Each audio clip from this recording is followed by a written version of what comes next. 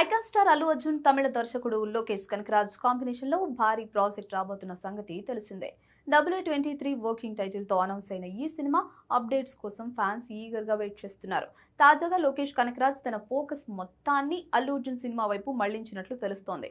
అంతేకాదు Lokesh cinematic universe projects ను సంబంధించిన పనులకు ప్రస్తుతానికి పక్కకు పెట్టినట్లుగా సమాచారం.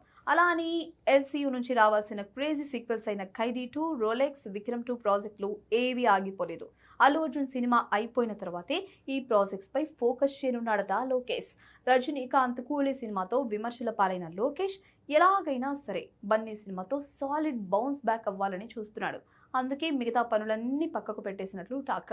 ఇటీవల హీరోగా DC సినిమాతో బ్లాక్ బస్టర్ కొట్టిన లోకేష్ ఈ సినిమాకు సీక్వెల్ కూడా ప్లాన్ చేస్తున్నారు. కాకపోతే లోకేష్ WA23తో మరోసారి దర్శకుడిగా నిరూపించుకోవాల్సిన అవసరం ఎంతైనా ఉంది.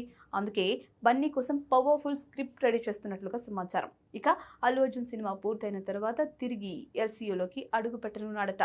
అలాగే హీరోగా DC సీక్వెల్ కూడా చేసే ఛాన్స్ ఉంది. మొత్తంగా LCU ప్రాజెక్ట్స్ కోసం అభిమానులు చాలా కాలం వేచి ఉండాల్సిందేనని చెప్పాలి.